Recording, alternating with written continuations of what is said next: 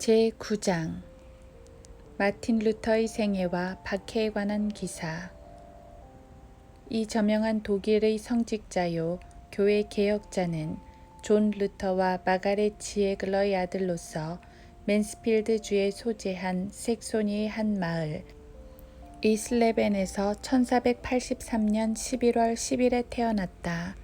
그의 부친은 태생과 신분이 본시 비천하기 그지없는 데다 광부를 업으로 삼고 있었는데, 그럼에도 그가 후에 위엄을 갖춘 고위급 행정관이 된 것을 보면 그가 가족의 삶을 나아지게 한 것이 자기 일에 쏟아부은 그의 열의와 근면성 때문이 아닌가 싶다. 루터는 일찍부터 글자를 깨우친지라 13살이 됐을 때는 마그데부르크에 있는 학교로 보내졌다가 튜링기아의 에이세이나흐로 옮겨졌는데, 그곳에 4년을 머물면서 과연 그가 머지않은 장래에 탁월한 인물이 될 거라는 증거들을 일찌감치 내비쳤다. 1501년에 그는 에르푸르트 대학에 보내져 그곳에서 논리학과 철학의 일반 과정을 이수했다. 그는 20살이 되자 석사학위를 취득하고서 아리스토텔레스의 물리학과 윤리학, 그 밖의 다른 분야의 철학들을 강의했다. 그 뒤 그는 부모의 권유에 못 이겨 변호사 쪽으로 나갈 목적으로 민법으로 마음을 돌렸으나 우연히 일어난 다음의 사건 때문에 이 일에서도 방향을 틀게 되었다. 어느 날 친구와 함께 들판으로 걸어 들어가고 있었는데 난데없이 내려친 번개에 맞아 그는 그 자리서 꼬꾸라진 반면 옆의 친구는 죽는 일이 벌어졌다. 이번 일로 너무도 심한 충격에 시달리던 그는 그 어떤 친구에게도 자신의 심중을 털어놓지 않고서 세상을 등진 채 성 아우구스티누스 수도회의 은둔자들 속으로 들어갔다. 여기서 그는 성 아우구스티누스와 스콜라 철학자들의 저서를 읽는 일에 몰두했는데, 장서들을 하나하나 섭렵하는 가운데 우연히 그가 전에 본 적이 없는 라틴어 성경 사본 한 권을 발견하게 되었다. 이것은 그에게 크나큰 호기심을 불러일으킨지라 그는 그것을 몹시도 탐내며 읽고 또 읽었으며, 그 수많은 성경 구절들 중 사람들에게 전해지는 내용은 빙산의 일각일 뿐이라는 사실에 놀라움을 금치 못했다. 그는 1년간의 수련 수사 과정을 거친 후 에르푸르트 수도원에서 성직자가 될 것을 선서했다. 그는 사제 취임식을 하고서 1507년에 처음으로 미사를 직접 거행했다. 그 해가 지나자 그는 에르푸르트 수도원에서 비텐베르크 대학으로 옮겨갔는데, 그는 이제 막 설립된 이 대학에 루터처럼 위대한 자질과 학식으로 이름 높은 인물이 존재하고 권위를 행사하는 것보다 그것의 즉각적인 명성과 신용을 가져다 줄 만한 것이 없을 거라 여겼기 때문이었다. 이 에르푸르트 대학에는 아우구스티누스 회 수도원에 속해 있는 연로한 교수가 있었다. 당시 같은 수도원에 속해 있어 아우구스티누스 회의 수사였던 루터는 다양한 것들, 특히 죄들의 사함에 대해 그와 함께 의논했는데, 특히 이와 관련해 앞서 말한 그 늙은 신부는 루터에게 다음과 같은 해석을 내려주었다. 다시 말해, 그는 모든 사람의 죄가 그리스도 안에서 용서된다는 것을 우선적으로 믿는 것이 하나님의 명백한 명령임을 천명함과 동시에 이 해석은 성 베르나르드에 의해 확증된 것이라고 덧붙였던 것이다. 이것은 성령께서 자네의 죄들이 용서되었다고 말씀하시며 자네의 마음에 주시는 증거일세. 왜냐하면 인간이 믿음에 의해 값없이 의롭게 된다는 것은 바로 사도 바울의 교리이니 말일세. 이 말에 루터는 기운을 얻었을 뿐만 아니라 이 우리가 믿음으로 의롭게 되었으니 라는 말씀을 되풀이해서 말했던 사도 바울의 의도를 완전히 깨우치게 되었다. 그리고 이곳에서 수많은 이들의 주해서를 읽은 그는 이 노인의 이야기는 물론 자신의 영 안에 받아들인 위로로 인해 그가 전에 읽었던 스콜라 철학자들의 그러한 해석들이 헛되다는 것을 깨달았다. 그래서 그는 선지자들과 사도들의 입에서 나온 하나님의 말씀과 그들이 보여준 예들을 차근차근 읽어가며 조금씩 비교하기 시작했다. 물론 그 가운데서도 하나님께 기도드리기를 쉬지 않았고 믿음 또한 기도의 힘으로 자극을 받은지라 그는 그 교리를 아주 명료하게 이해하게 되었다. 이런 식으로 그는 에르푸르트에서의 그의 연구를 아우구스티누스 회 수도원에서 4년 동안 지속해 나갔다. 1512년 그가 소속된 수도회의 몇몇 수도원들이 그들의 주교 총대리와 싸움을 벌이자 루터가 로마로 가서 그들의 대의 명분을 주장할 자로 뽑히게 되었다. 로마에 간 그는 교황과 그의 궁정을 보았음은 물론이거니와 그곳 성직자들의 관례를 관찰할 기회도 가졌는데 이때 그들이 미사를 거행하며 보여준 조급하고 피상적이고 불경건한 모습들을 하나도 빠짐없이 메모해 두었다. 그는 여정의 주 용무인 분쟁을 조절하는 일을 마치고서 비텐베르크로 돌아왔다. 그는 색소니의 선거 후인 프레데릭의 도움으로 신학 박사에 임명되었는데 그도 그럴 것이 그는 그가 설교하는 것을 자주 들어온 터에 그의 장점을 완벽히 꿰고 있으면서 높이 존경에 맞지 않았던 것이다. 그는 비텐베르크 대학에 계속 머무르면서 신학 교수로서 자신의 소명에 전념했다. 당시 그는 여기서 성경 강의 원고들을 진지한 자세로 읽어 내려가기 시작했는데 그가 자신이 전혀 새로운 방식으로 정리하고 비교 설명한 로마서와 시편을 이전 주석자들과 어찌나 차이나게 설명하던지 길고 칠흑 같던 밤이 지나고 모든 경건하고 신중한 성도들을 판단할 새 날이 밝아오는 듯했다. 루터는 사람들의 마음을 하나님의 아들에게로 부지런히 돌려놓았다. 다시 말해 침례 요한이 세상 죄를 제거하는 하나님의 어린 양을 증명했듯이 루터 또한 바로 그렇게 죄들이 하나님의 아들의 사랑으로 값없이 용서되니 우리가 이 풍성한 선물을 믿음으로 받아들여야 한다는 것을 분명히 보여주면서 길고 칠흑 같은 밤이 지난 후에 눈부신 태양처럼 교회를 환하게 밝혀주었던 것이다. 그의 삶은 그의 신앙 고백과 일치했는지라 그의 말이 단순히 이빨린 소리가 아니라 본 마음에서 우러나왔다는 것이 명백히 내비쳐졌다. 그의 거룩한 삶은 그것에 탐복해 마지 않던 그의 청중들의 마음을 적잖이 사로잡았던 것이다.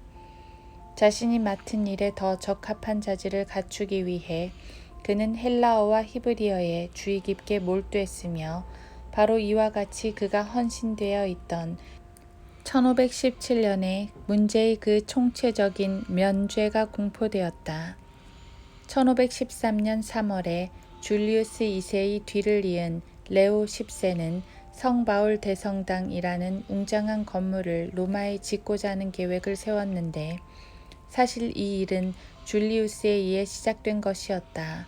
그러나 그 일을 끝마치려면 막대한 예산이 여전히 요구되는지라 레오는 성바울 대성당 건축에 한 푼이라도 기부하는 자들을 위해 1517년에 전 유럽에 걸친 총체적인 면죄를 발표하였으며 그는 각 나라마다 사람들을 임명해 이 면죄들의 찬사를 보내고 또 그것들에 대해 돈을 긁어 모으도록 했다.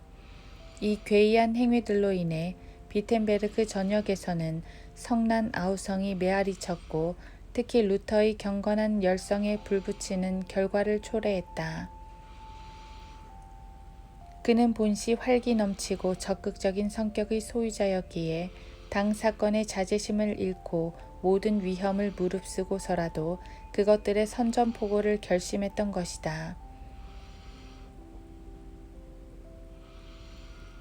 만성절 전날 밤, 그러니까 1517년에 그는 그 도시의 성곽 옆에 붙은 교회에 면죄에 관한 논문을 공개적으로 박아놓았으며 그 글의 서두에 그것에 반대하는 모든 이들에게 글로든 논쟁으로든 한번 붙어보자는 도전장을 내걸었다. 면죄에 관한 루터의 주장들이 공표되자 도미니크 웨이 수사이자 면죄부 판촉위원인 테젤이 그것들의 정면으로 걸고 넘어지는 일련의 제안들을 담은 논문을 잘 다듬어 프랑크푸르트에서 발표했다. 그런데 그는 한술 더 떴으니 그는 자신의 수도의 성직자들을 부추겨 루터를 대적해하고 아주 괘씸한 이단이라며 그를 설교단으로부터 파문시켰는가 하면 그의 논문을 프랑크푸르트에서 공개적으로 불태웠던 것이다. 테젤의 논문 또한 비텐베르크의 루터 신봉자들에 의해 불태워졌는데 정작 루터 자신은 그 일에 관여한 사실을 완강히 부인했다. 1518년 루터는 비록 친구들의 설득에 그것을 단념하긴 했지만 그럼에도 권위에 대한 순종을 보이기 위해 하이델베르크의 성 아우구스티누스 수도원으로 갔다. 한편 수도원에서는 총회가 열려 4월 26일에 이신칭의에 관한 논쟁이 벌어졌는데 이것을 그 자리에 참석한 부서가 받아 적은 후 그것을 비투스 레나누스에게 아낌없는 찬사를 곁들여 전해주었다. 이러는 사이 그에 대한 대적들의 열성은 날이 갈수록 적극적으로 돌변해갔고 마침내 그는 레오 10세에게 이단으로 고소되었다. 그는 일이 그렇게 되자 하이델베르크로부터 돌아왔다. 그는 돌아오자마자 유순한 용어들로 써내려간 편지를 교황에게 붙였고 면죄와 관련된 자신의 주장들에 대한 해석 또한 동봉해서 보냈다.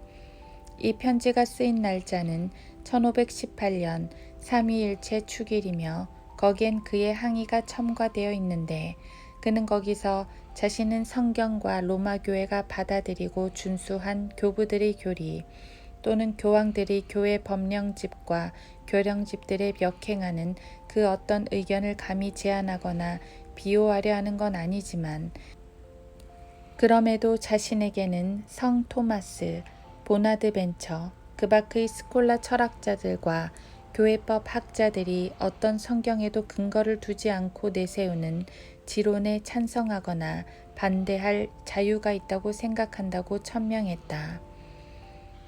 교황과 마찬가지로 황제 막시밀리안도 색소니에서 불길처럼 번지고 있는 루터의 주장들을 틀어막을 일에 대해 고심하고 있었는데 아닌 게 아니라 그것은 카톨릭 교회와 황제 모두에게 골치 아픈 존재였던 것이다. 따라서 막시밀리안은 1518년 8월 5일로 날짜가 적힌 의뢰용 서한을 레오에게 보내 그의 권위로 이 쓸모없고 무모하고 위험천만한 논쟁들을 금지시켜 달라고 간청했으며 이와 더불어 로마 교황이 금지시키는 것은 무엇이든지 제국에서 엄격히 집행할 것을 그에게 확실히 해두었다. 한편 루터는 현재 로마에서 그에 대해 어떤 일들이 오가는지를 간파하자마자 자신이 그곳에 끌려가는 것을 막고 그의 대의 명분에 대한 발언 기회를 독일에서 얻기 위해 가능한 모든 수단을 사용했다. 선거 후 또한 루터의 로마행을 반대하고 나섰으며 그는 추기경 카제탄에게 그가 직접 독일의 교황 특사가 되어 그 앞에 루터를 데려다 놓고 그의 주장을 들어줄 수 없겠냐고 부탁했다. 이 청원의 교황은 그 대의 명분이 추기경 카제탄 앞에서 심리를 받는데 동의하고서 그에게 그것을 결정할 권한을 부여했다. 그리하여 루터는 선거 후가 보내는 편지들을 가지고서 아우크스부르크를 향해 곧바로 길을 떠났다. 그는 이곳에 1518년 10월에 도착하여 신변의 안전을 보장받고 추기경 앞으로 인도되었다. 그러나 자신이 어떤 종류의 논쟁들보다는 추기경의 권한을 더 염려해야 한다는 것을 곧바로 깨닫게 된 루터는 불복종할 경우 체포된다는 두려움에 20일에 아우크스부르크를 빠져나왔다. 하지만 그는 떠나기에 앞서 교황에게 올리는 공식 상소를 정식으로 발표했으며 자신이 선거 후의 보호를 받고 있다는 것을 알아차린 그는 비텐베르크에서 똑같은 교리를 계속해서 가르치며 모든 신문관들에게 한번 와서 자기와 논쟁을 벌여보는 게 어떻겠냐는 도전장을 내밀었다. 루터에 관해 교황의 시종 밀티티우스는 그가 그의 주장을 철회케 하든지 그를 보호해 주기를 거절하든지 양자간에 택일할 것을 선거 후에게 요구하라는 지시를 받았다. 그러나 루터의 신용이 참으로 확고히 서 있는 마당에 현 상황이 그리 쉽사리 고압적으로 돌아갈 리 만무했다.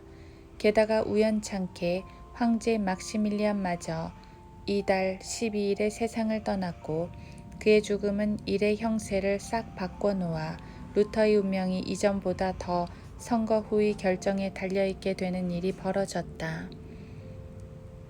따라서 밀티티우스는 공정하고 신사적인 방법으로 되어질 수 있는 일을 시도하는 것이 최선책이라는 생각에 이를 위해 루터와 약간의 상의를 거쳤다.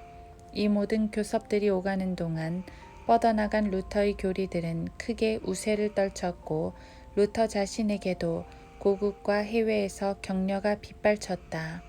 그때 보헤미안들은 그에게 개혁 작업 도중 순교당한 저 유명한 존 후스의 책과 편지들을 보내주었는데 그들은 그 편지들을 통해 그가 가르치는 신학이 순수하고 건전한 정통 신학인 것을 자신들도 인정하는 바니 어떤 일이 있더라도 뜻을 굽히지 말고 잘 참고 인내하라는 격려를 아끼지 않았다. 그리고 수많은 위대한 학자들이 그에게 가세했다. 1519년에 그는 존 에시우스와 레이프식에서 유명한 논전을 벌였다. 그러나 이 논쟁도 결국 여타 모든 것과 마찬가지로 양편 모두 의견차를 조금도 좁히지 못하고 서로 간의 인격에 대한 적대감만 가중시킨 채 끝나고 말았다.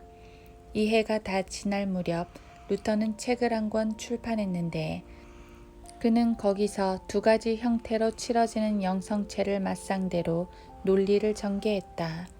이 책은 미스니아 주교에 의해 1520년 1월 24일에 정제되었다. 루터가 새 황제와 독일의 주교들에게 해명하려고 애쓰는 사이 에시우스는 탄원하여 그를 정죄키 위해 로마로 갔는데 이번엔 이 일을 무리 없이 달성하리라는 것을 쉽사리 상상할 수 있을 것이다. 사실 10번 찍어 안 넘어가는 나무 없다고 루터의 대적들의 끈덕진 간청을 이기지 못한 레오는 결국 그를 정식으로 정죄한다는 것을 1520년 6월 15일자 교서에 발표했다. 이 교서는 독일로 옮겨져 로마에서 그것을 간청한 에시우스에 의해 공표되었으며 그는 교황의 지시에 의해 학식과 달변으로 이름을 날리던 제롬 알렉산더와 더불어 그것을 집행할 임무를 떠맡게 되었다. 한편 스페인의 샤를 5세는 로우 컨트리즈의 상황을 바로잡은 후 독일로 갔으며 그곳 아익스라 샤빌에서 10월 25일에 왕위에 올랐다.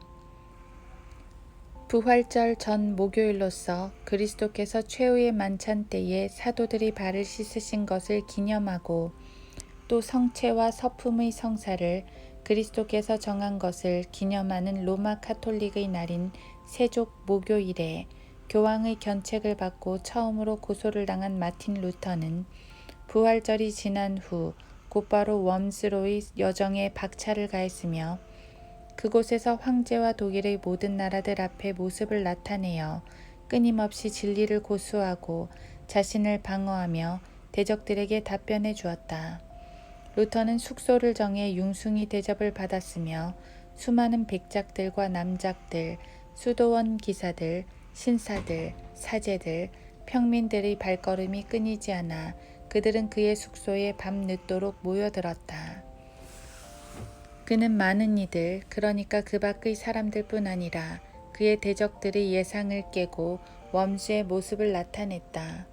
그의 친구들은 함께 머리를 싸매고 신중히 검토했고 그중 많은 이들이 철석같이 믿었던 기존의 약속들이 시작부터 깨진 걸 염두에 두고서 그에게 현재와 같은 위험에 목숨 걸지 말라며 설득해 들어왔다. 그러나 그들의 설득과 충고를 모두 귀담아 들은 그는 이렇게 대꾸했다. 나에 관해서라면 난 이미 부름을 받았기 때문에 우리 주 예수 그리스도 이름으로 웜즈에 들어갈 것을 분명히 결심했고 이는 누구도 뒤집을 수 없소이다. 비록 거기에 나를 대항하는 마귀들이 웜즈의 지붕들을 덮고 있는 기왓장들만큼이나 득실거린다는 것을 알고는 있었지만 참으로 그리 결심한 것이요. 다음날 왕의 사자가 그를 숙소에서 왕궁으로 데려왔는데 군주들이 중대한 협의에 몰두하고 있었는지라 거기서 6시까지 머물러 있었다. 그곳에 머무르는 동안 수많은 사람들로 둘러싸여 있던 그는 그들 때문에 숨이 막힐 지경이었다. 그 후 군주들이 자리에 앉고 루터가 등장하자 종교재판소 판사인 에시우스가 이렇게 입을 열었다. 이제 황제의 질문에 답변하시오. 당신은 당신이 인정한 모든 책들을 그대로 간수하고 있을 테요. 아니면 그중 어떤 걸 파기하고 순순히 굴복할 테요. 마틴 루터는 점잖고 겸손하게 답변했으나 그렇다고 해서 뚝심과 그리스도인이 절개가 없었던 것은 아니었다. 황제 폐하와 여러 각하들에게 명백한 답변을 원하신다는 것을 고려해 볼 때 저는 이것을 어떤 의심이나 궤변을 늘어놓지 않고 최대한 단호히 입 벌려 고백하는 바입니다. 제가 만약 성경의 증거들로 납득하지 못한다면 이는 제가 교황도 수도 없이 잘못을 범하고 스스로에게도 모순을 일으켰던 그의 총공예들도 믿지 않는다는 말씀인데 저의 양심은 이 성경들과 하나님의 말씀에 꽁꽁 묶여 완전히 사로잡혀 있는지라 전 어떤 형태의 것도 철회하지 않을 것이며 또한 그럴 가능성도 없을 것입니다. 양심을 거슬러 무슨 일을 한다는 것이 경건하지도 합법적이지도 않다는 것을 사료해 볼 때 그렇다는 말씀입니다. 이에 관해 저의 입장은 단호하며 더 이상 드릴 말씀이 없기에 증언을 마치는 바입니다.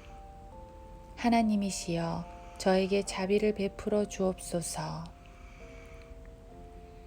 군주들은 루터가 발설한 이 답변에 대해 함께 의논했다.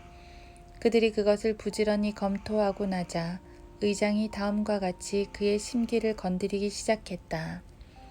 황제 폐하께서는 당신에게서 부정적이든 긍정적이든 간단한 답변을 요구하고 계시오. 당신은 당신의 모든 저작들을 기독교적이라고 옹호할 거요, 아니면 그러기를 꺼려할 거요. 그러자 루터는 황제와 귀족들에게 몸을 돌리면서 말하기를 제발 그의 대적들이 명백한 반응을 내세우지도 못하면서 자신을 강요하거나 억지로 떠밀어서 거룩한 성경으로 확증을 얻고 있는 그의 양심을 거슬러 굴복하지 못하게 해달라고 간청했다. 왜냐하면 전 성경으로 매여 있기 때문입니다. 웜즈 의회가 해산되기 전 샤를옷에는 5월 8일자로 한 칙령을 작성토록 하여 다음과 같이 포고했다.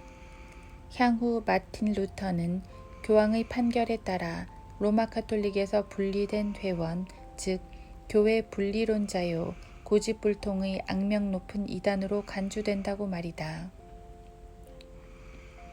샤를 5세에 의해 집행된 레오 10세의 교서가 전 제국의 뇌성처럼 퍼져나가는 사이 루터는 비텐베르크 성 안에 안전하게 보호되고 있었다. 그러나 그런 은거 생활에 신물이 난 그는 1522년 3월 6일 그러니까 10달 남짓 숨어 지낸 끝에 비텐베르크에 다시 공개적으로 모습을 나타냈다. 루터는 이제 교황과 주교들을 대적해 노골적으로 싸움을 벌였다.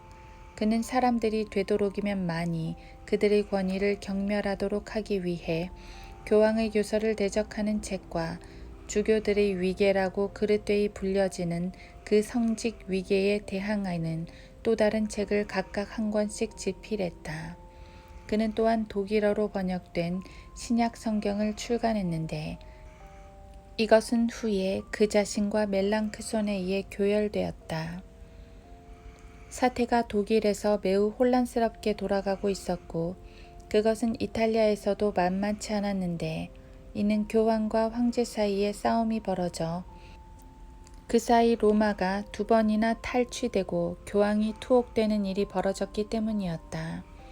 군주들까지도 서로 간에 물어뜯는 일에 이처럼 동원되어 있는 동안 루터는 교황주의자들을 대항하면서 개혁 작업을 수행해 나갈 것을 고집했다. 1527년 루터는 심장 부위의 혈액이 갑자기 응고되는 바람에 하마터면 숨이 끊어질 뻔했다. 독일의 혼란에 끝이 없는 듯하자 황제는 성가시게 구는 터키인들을 대항해 제국의 군주들의 도움을 구하기 위해 1529년에 스피레스에서 의회를 소집할 수밖에 없었다. 그러나 14개의 도시들, 즉 스트라스부르크, 누렌베르크, 울름, 콘스탄스, 레틀링겐, 윈드샤임, 메밍겐, 린도우, 캠프텐, 하일브론, 이스니, 와이센부르크, 노틀링겐, 성갈이 의회의 법령에 항의의 손을 잡았고 이것은 글로 기록되어 1529년 4월에 공표되었다. 이것이 독일의 개혁자들에게 프로테스탄트라는 이름을 안겨준 그 유명한 항의였다. 이 일이 있고 난 후 프로테스탄트 군주들은 견고한 연대를 이루기 위해 애를 썼으며 그들은 색소니 선거 후와 그의 동맹 세력들이 의회가 결의한 것을 승인하는 일을 차단했다. 그러나 의회 의원들은 상소문을 작성했고 프로테스탄트들은 후에 그들의 신앙 고백, 즉 중용을 지키는 멜랑크손이 또한 해명할 구실로도 작성한 그 유명한 신앙 고백에 대한 해명서를 제출했다. 이것들은 여러 군주들에 의해 서명되었고 루터는 그저 가만히 앉아 그가 마무리 지은 강력한 과업을 묵상하는 일 외에 아무것도 할 일이 없었다. 아닌 게 아니라 한 사제가 혈혈단신으로 로마 교회에 참으로 갑작스런 충격을 줄 수 있었다는 것.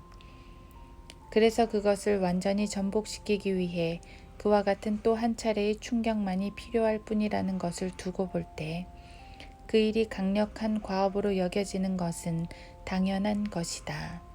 1533년 루터는 아우크스부르크 신앙 고백을 고수한 연유로 고난을 겪은 오스차츠 시민들에게 위로의 편지를 보냈으며 1534년에는 그가 독일어로 번역한 성경이 처음으로 인쇄되어 그로부터 1년 후 세상에 나오게 되었다. 또한 그는 이 해에 미사와 사제들의 화채설에 대한 반론이라는 책을 출간했다. 1537년 2월 종교 문제를 둘러싼 회합이 스말칼드에서 열렸는데 여기서 루터와 멜랑크손이 부름을 받았다. 그러나 이 모임에 참석한 루터는 몹시 심한 병에 걸려 다시 회복될 조짐이 보이지 않았다. 그는 병원으로 옮겨지는 동안 남긴 유언에서 로마 카톨릭에 대한 자신의 증오를 그의 친구들과 형제들에게 전해 주었다. 그렇게 그는 죽기 전까지 자신의 일에 몰두했으며 이 일은 1546년에 일어났다. 그 해에 그는 멜랑크손을 데리고 오랫동안 보지 못했던 고국을 방문했다가 안전하게 돌아왔다. 그러나 얼마 안 있어 그는 맨스펠드의 백작들에 의해 그쪽으로 다시 부름을 받았는데 이유는 그들의 경계선을 두고 일어난 분쟁을 조정해 달라는 것이었다. 거기서 그는 100명 이상 되는 기병대의 영접을 받아 매우 영예롭게 인도되었지만 그와 동시에 그가 너무도 심히 아파하는지라 그가 죽을지도 모른다는 두려움이 엄습했다. 그는 이 발작적인 병들이 그가 큰 일을 맡을 때면 종종 찾아온다고 이야기했지만 이번엔 전과 달리 회복하지 못하고 6월 18일 63을 일기로 세상을 떠났다. 숨을 거두기 조금 전에 그는 자신을 애워싼 사람들에게 복음 전파를 위해 하나님께 기도해 달라고 부탁했다. 왜냐하면 그가 말했다. 2~3번 열린 적이 있는 트렌트 공회와 교황이 그것에 거슬러 이상한 것들을 고안해낼 것이기 때문이요. 오전 9시가 되기 전 자신이 죽어야 할 시간이 다가오는 걸 느낀 그는 다음과 같이 경건한 기도로 스스로를 하나님께 의탁했다. 하늘에 계신 내 아버지, 영원하고 자비로우신 하나님이시여, 주께서는 주의 아들 우리 주 예수 그리스도를 저에게 명백히 보여주셨나이다. 저는 그분을 알았고 전 그분을 저희 생명과 저희 건강과 저희 구속으로서 사랑했지만 그 사악한 자는 그분을 박해하고 욕하고 상처를 입히며 괴롭혔나이다. 제 혼을 주께로 이끌어 주시옵소서. 이후 그는 3번 연달아 다음과 같이 말했다. 전 저의 영을 주의 손에 의탁하나이다. 오 진리의 하나님이시여, 주께서는 저를 구속해 주셨나이다. 하나님께서 세상을 이처럼 사랑하셔서 그의 독생자를 주셨으니 이는 그를 믿는 사람은 누구든지 멸망하지 않고 영생을 얻게 하려 하심이니라. 자신의 기도들을 여러 번 되뇌이고서 그는 하나님께로 부름을 받았다. 그렇게 기도하던 중 그의 순결한 영은 그 속세의 몸을 평온히 떠났던 것이다.